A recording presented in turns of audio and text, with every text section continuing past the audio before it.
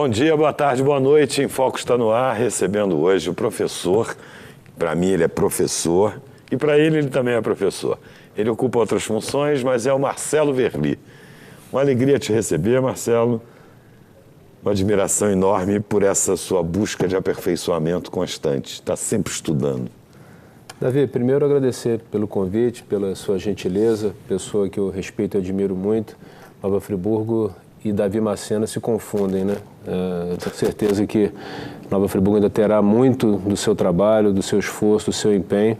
E a gente precisa ter pessoas como você cada vez mais presentes no cenário ativo e efetivo da nossa cidade. E agradeço por essa gentileza, você sempre nos convidando. E realmente temos aí múltiplas funções e procuramos desempenhar da melhor forma possível, porque o nosso foco é sempre desenvolver a cidade e contribuir para o desenvolvimento de pessoas, né? Você, durante 16 anos, esteve no Legislativo ou ocupando algum cargo ligado ao Executivo. Mas você nunca se afastou do seu propósito primeiro, que é a educação. Sem dúvida. Mas o olhar do público externo não teve a sabedoria de filtrar exatamente isso, né? Você nunca se afastou do ofício de professor. Como é que é essa divisão? Legislador, professor, e esse embate, porque você está com um público que é questionador, que é o público aluno universitário. Como é que você conseguiu equilibrar essas funções? Você falou tudo, né? Eu estive na política, né? Ainda estou exercendo aí na reta final o terceiro mandato consecutivo, que me honra muito. 16 anos de serviços continuamente prestados, né, tanto no Executivo quanto no Legislativo. Tivemos muitas realizações, muitas conquistas, viabilizamos projetos muito importantes para a cidade. Entendo aí que a boa parte do sistema universitário de Nova Friburgo, a gente teve uma participação direta, até mesmo na viabilização de novas unidades, novas universidades.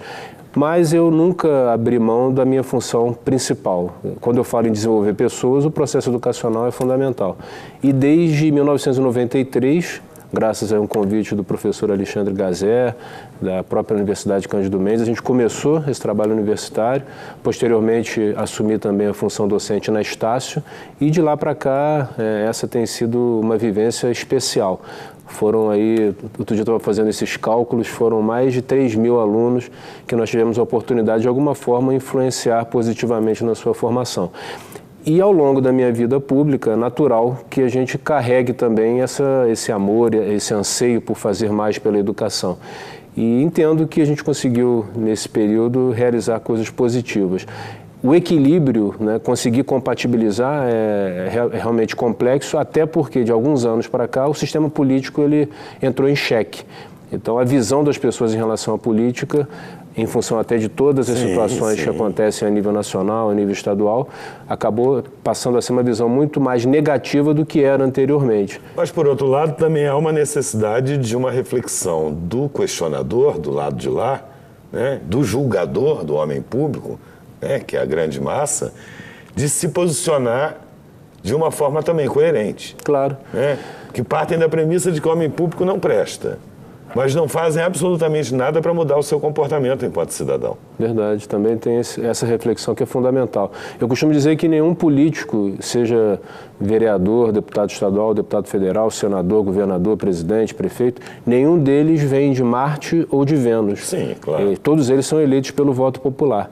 Então nós vivemos, na verdade, uma crise profunda do sistema político brasileiro, que é oriundo, esse sistema, do processo pós-redemocratização do país, onde foram estabelecidos princípios, sistemas, legislações que já não dão conta dessa nova realidade que nós vivenciamos e que precisa ser ajustado.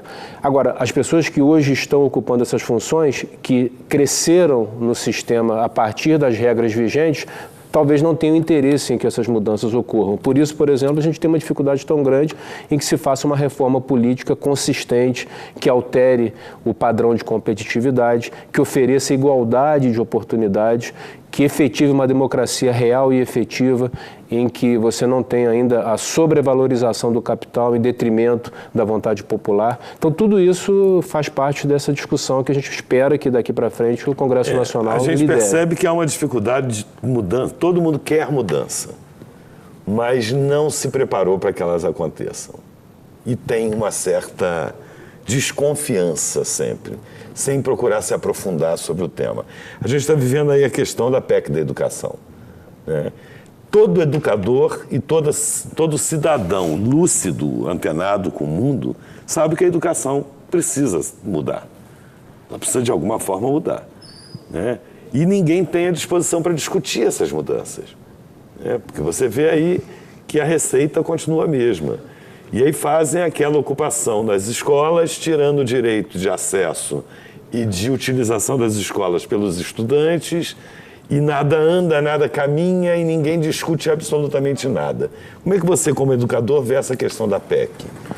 Davi, eu vejo que, na verdade, a gente tem vivido no nosso país, ao longo dos últimos anos, uma inversão de prioridades.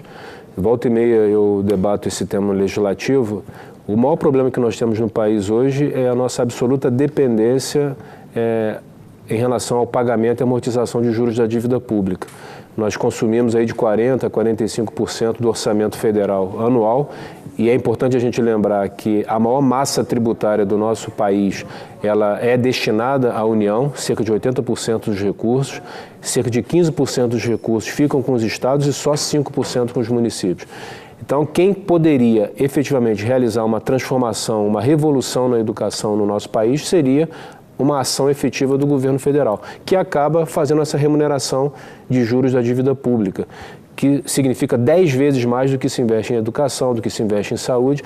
Então, do meu ponto de vista, e a partir de todos os estudos que eu tenho realizado, essa é a raiz do nosso problema. Todas as outras situações que nós estamos acompanhando são decorrências, são consequências. Enquanto você não atacar a causa do problema, nós vamos ter periodicamente essas situações. A PEC 241, que se converteu em PEC 55 no Senado Federal, ela prevê o congelamento do gasto público, mas não mexe na estrutura da dívida pública. Ou seja, você vai evitar um investimento maior em educação, em saúde, em áreas sociais e não mexe na questão central, que é exatamente esse imbróglio da dívida pública. Países têm feito discussões a esse respeito e quando se faz uma auditoria em que se avalia a origem, a manutenção, toda a questão envolvida, inclusive jurídica relacionada à dívida pública, você pode ter uma redução desse valor destinado e parte desse recurso ser destinado à educação, à saúde, cultura, ciência, tecnologia, que são os elementos centrais para a emancipação humana, para o desenvolvimento pleno das potencialidades, porque muitas outras áreas, elas são necessárias em decorrência da falta de investimentos naquilo que é mais importante, mais fundamental, que é o desenvolvimento humano. Então a gente vive essa questão das ocupações hoje muito em função eu diria que é um fenômeno parecido, embora numa escala menor, com as manifestações de 2013. É uma insatisfação incubada, latente, que começa a vir à tona e que as pessoas ainda não conseguiram mirar. Na hora que, no meu ponto de vista, eu já vi claramente essa questão da dívida pública, no momento em que o país tomar consciência de que esse é o nosso maior calcanhar de Aquiles, eu entendo que de forma responsável a gente possa começar a desarticular essa situação e efetivamente chegar àquilo que a gente ouve há tanto tempo, né, que o Brasil é o país do futuro, um futuro que não chega. Né? Tá difícil. Nós vamos chamar um intervalo comercial e voltamos em instantes com Em Foco.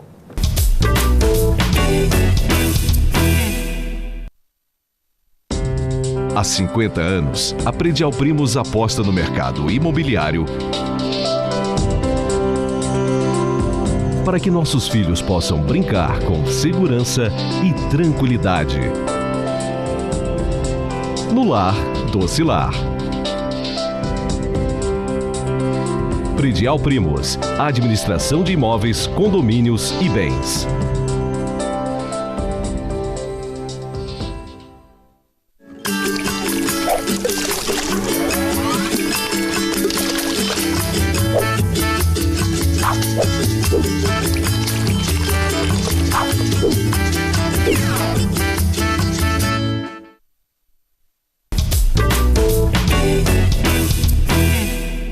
Estamos de volta com Em Foco, conversando hoje com o professor Marcelo Verli.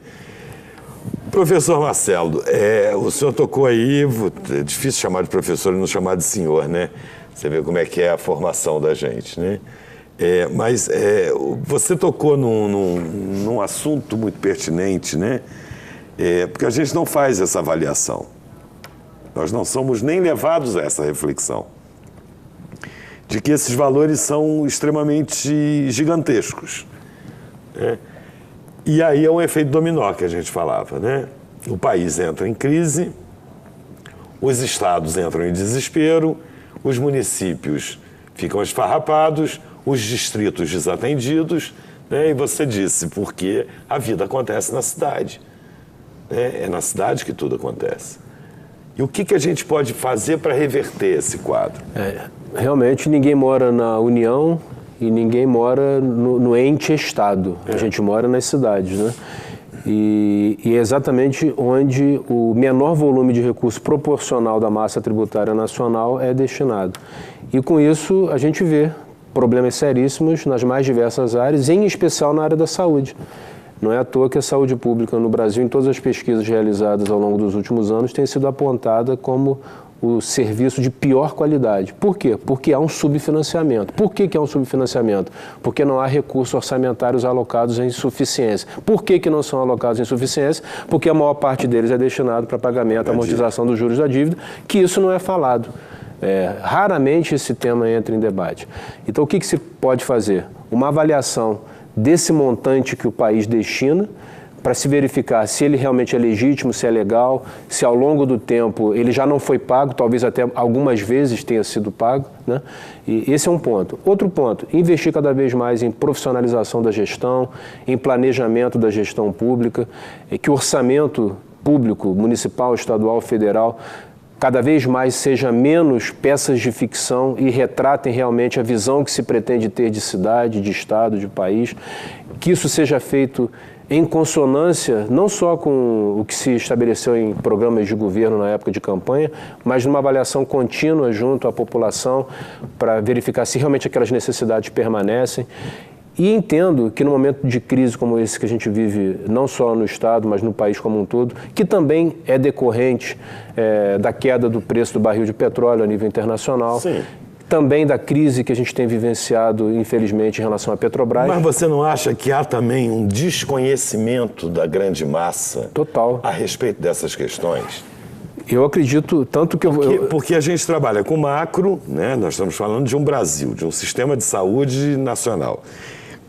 Estamos falando aqui da saúde em Nova Friburgo, macro e micro, né? E quem está em torno desse micro, ele cobra numa instância muito próxima, sem observar que há um universo que é responsável por esse problema que está aqui pequenininho. Exatamente. Né? Então ficam cobrando do vereador, ficam cobrando determinadas ações pequenas que não vão resolver o problema da saúde no município. Você pega uma situação que a gente... Perfeita a sua observação sobre a saúde. Agora vamos pegar uma outra questão que é uma demanda legítima e histórica do funcionalismo público em relação a melhorias salariais, né? É óbvio que qualquer governante, seja executivo, seja legislativo, tem o interesse de oferecer a melhor condição possível para os seus profissionais, para os servidores, para que mais motivados eles possam realizar cada vez mais. Na educação, então, isso é crítico. Todos sabemos que os profissionais de educação, pública em especial, são muito mal remunerados. E existem até recursos destinados para isso, por exemplo, os recursos do Fundeb. Em Nova Friburgo, praticamente a totalidade dos recursos do Fundeb são destinados à remuneração dos profissionais.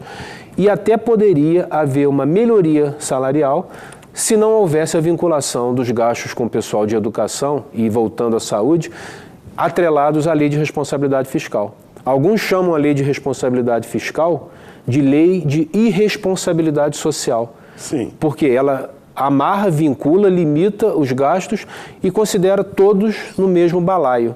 Todos os profissionais. Saúde e educação exatamente. Tem que estar completamente alijados desse processo. Até porque representam aí cerca de 70% de um governo do porte de Nova Friburgo. Com certeza. Né? E trabalham na formação, na criação, até no sentido da prevenção de problemas futuros, e a saúde na mitigação dos danos causados, talvez pela falta de investimentos que não tenham sido feitos ao longo do tempo. Como desamarrar isso no plano local para você conseguir minimamente dar conta do recado, e é o que eu falei, do planejamento, do orçamento bem estruturado, do contato contínuo com as comunidades. Mas no município... Há uma grande festa, no sentido figurado, claro, transforma-se em evento falar sobre orçamento de determinados setores, né, nas cidades do interior, em especial em Friburgo, que há sessão na Câmara, né, para se discutir o orçamento da educação, o orçamento da cultura, o orçamento da saúde. É ficção. O cidadão tem que saber que esses números não existem. Porque eles estão ali no papel, mas eles são alojados para outros setores. Então, logo o prefeito sinta necessidade, a gente sabe disso. Para a cultura em especial, né? Há um remanejamento desse valor para atender uma demanda que é considerada naquele momento mais importante. Então, esse orçamento é ficcional. O que a gente pode mudar nesse sentido? Existe uma discussão a nível nacional de se estabelecer o chamado orçamento impositivo. Hoje o orçamento é autorizativo. Os executivos, as prefeituras, governos estaduais encaminham para o legislativo a sua proposta orçamentária. O legislativo, e eu tenho sempre procurado, ao longo do meu período como vereador, estabelecer essa discussão mais ampla, porque senão antes ela teria sido restrita única e exclusivamente a 2 ou 3 técnicos supervisionados por um secretário. Então, quando você faz uma audiência pública, você abre a possibilidade da discussão, é um espaço até para que as pessoas apresentem as dificuldades em relação às suas pastas. Nós fizemos agora recentemente 3 audiências públicas, envolvemos também entidades que recebem subvenções do poder público. Que é uma outra questão que machuca o orçamento sobremaneira. Né? Acho que falta um pouco, o meu olhar como jornalista e crítico, acho que falta um pouco de critério em relação às subvenções. Né? Porque as subvenções, na verdade, o meu entender, né? Se elas atendem a instituições centenárias como a Campesina, a Euterpe Lumiarense, beleza. Um trabalho que está mais do que historicamente consolidado. Mas as demais subvenções, me parece gritante que uma instituição como a Mitra Diocesana receba subvenção do governo. Né? Porque esse valor das demais subvenções poderiam se transformar em editais públicos, possibilitando a acessibilidade a todos os setores da sociedade de concorrer àquele valor, de uma forma muito mais democrática. Como é que o senhor, como legislador, vê essa questão da subvenção? Eu entendo como sendo um recurso aplicado em áreas que o município diretamente não conseguiria atender a contento. E à medida que o tempo passa, as pessoas percebem que as subvenções efetivamente acontecem e aí elas se mobilizam ou para viabilizar para novas instituições ou para ampliar para as suas próprias instituições. Nós temos em Nova Friburgo instituições como a Casa dos Pobres São Vicente de Paula, o Lar Abrigo Amor a Jesus, Pestalozzi, temos várias entidades culturais, assistenciais, esportivas que organizam eventos, enfim, todos esses recursos que são destinados, eles passam por uma definição prévia do Executivo, chegam ao Legislativo, que faz a sua avaliação, e no período em que eu estive à frente da Comissão de Finanças e Orçamento, a gente abriu essa discussão junto às diversas entidades. Algumas instituições passaram a receber recursos para realizar eventos, fruto inclusive dessas audiências públicas, e a expectativa é que esses recursos sejam muito bem utilizados a favor da cidade. Entendo que... A questão assistencial, isso está previsto em lei. Né? Não há discussão sobre subvenção para casas assistenciais, como Lar Abrigo Amor a Jesus, a Casa dos Pobres São Vicente de Paulo, fazem um trabalho também consolidado, também muito transparente na sua contrapartida. O que eu questiono as subvenções, por exemplo, no âmbito da cultura, nem sempre são transparentes na contrapartida. Né? E eu pergunto se há possibilidade de se rever esse processo. Possibilidade existe. Eu acho que a figura dos editais é interessantíssima, porque ela permite uma democratização, mas eu entendo que uma coisa não inviabiliza a outra. Até porque eu acho que o volume de recursos aplicados, em especial na área da cultura, é ínfimo, perto das demandas, das necessidades. Então, na verdade, a gente trabalha com base num orçamento muito pequeno, tentando fazer o máximo de ações possíveis em função da falta de recursos. Então, o que eu acho que precisa se trabalhar, e a gente espera que isso mude daqui para frente, é a ampliação de recursos para a área cultural. Se a gente pegar, voltando àquela questão da dívida pública, o gráfico que fala de destinação de recursos federais para os mais diversos itens, e quando eu repito que de 40% a 45% são destinados a juros da dívida pública, a cultura recebe 0, Com certeza. Então eu vou muito pedir pouco. licença mais uma vez, a gente já estourou o tempo do bloco e nós voltamos em instantes com Em Foco.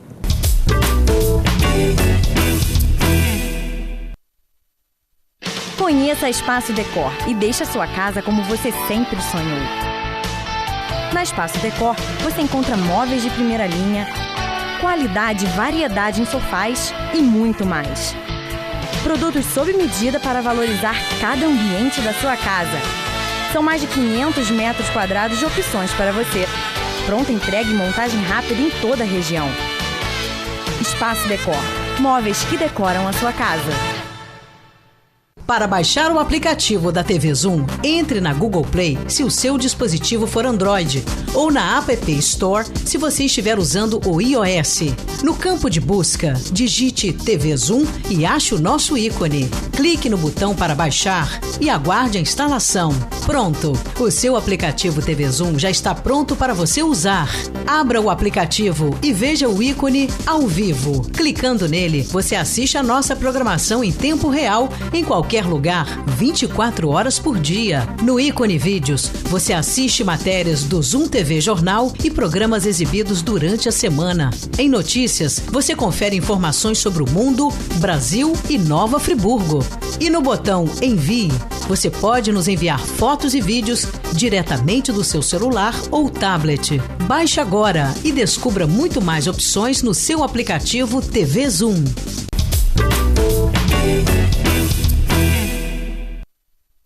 Nós estamos igual à cultura, sem recursos e sem tempo.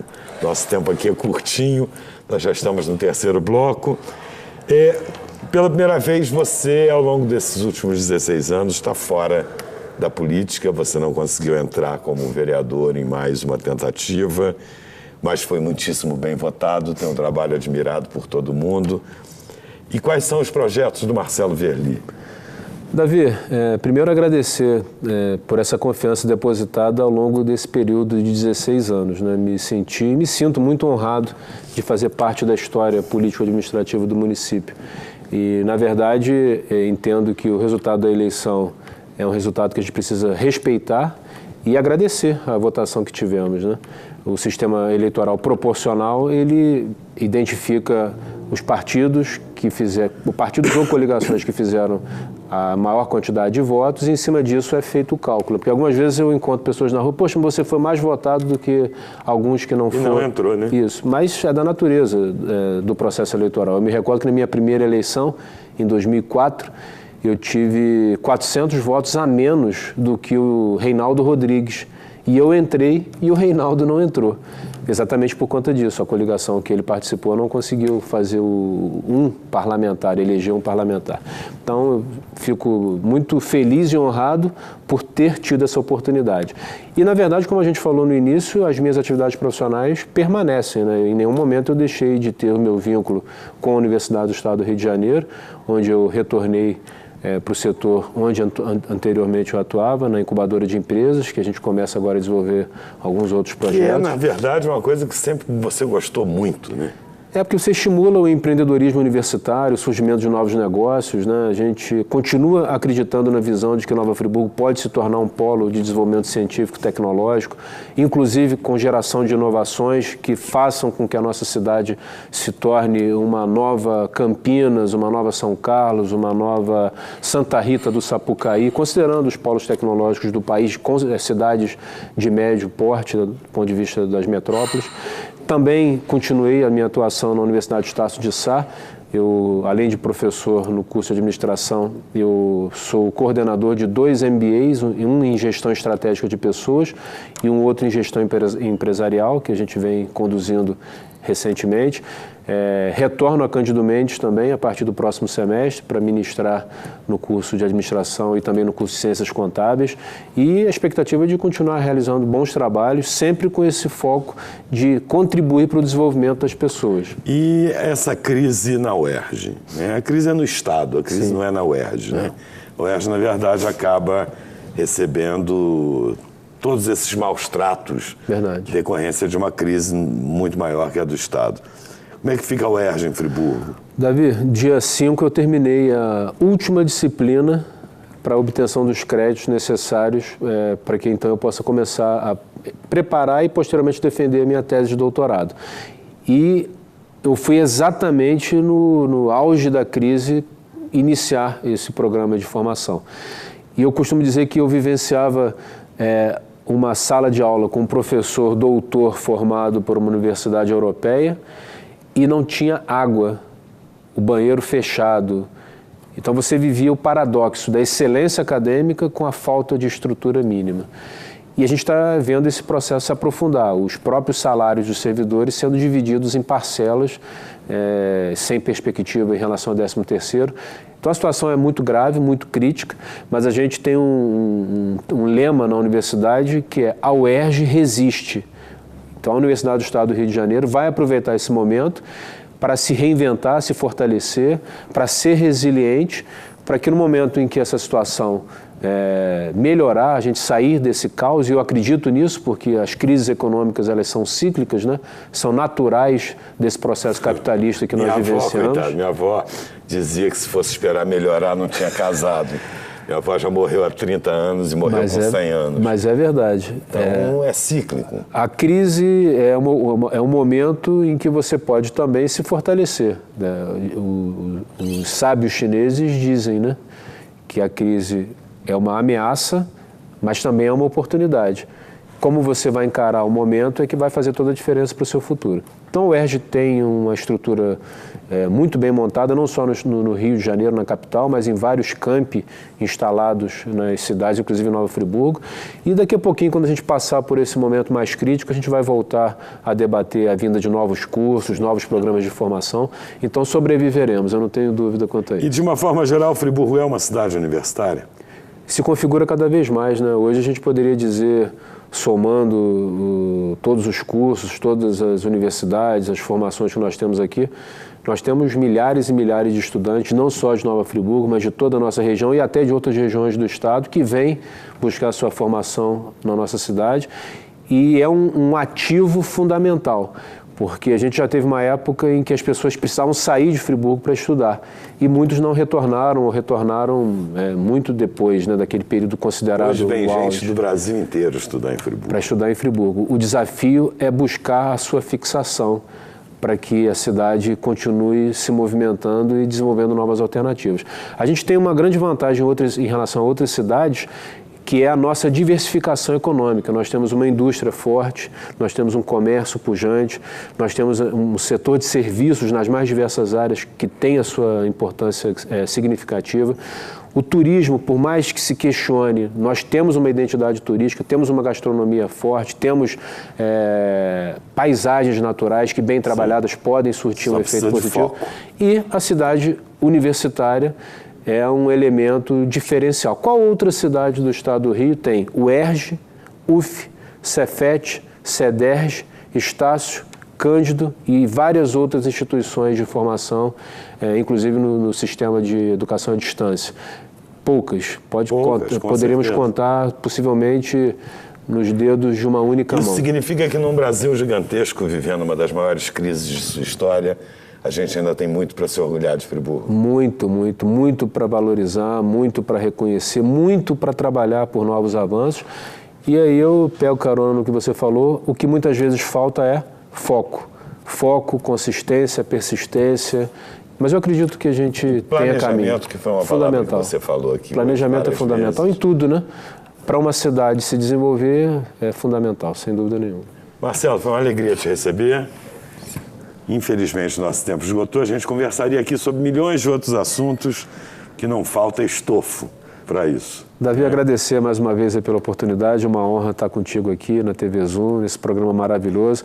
Te desejar muito sucesso, que você continue a ser essa referência para todos nós. Imagina, muito obrigado por tudo. Obrigado. Em Foco fica por aqui, estaremos juntos na próxima semana.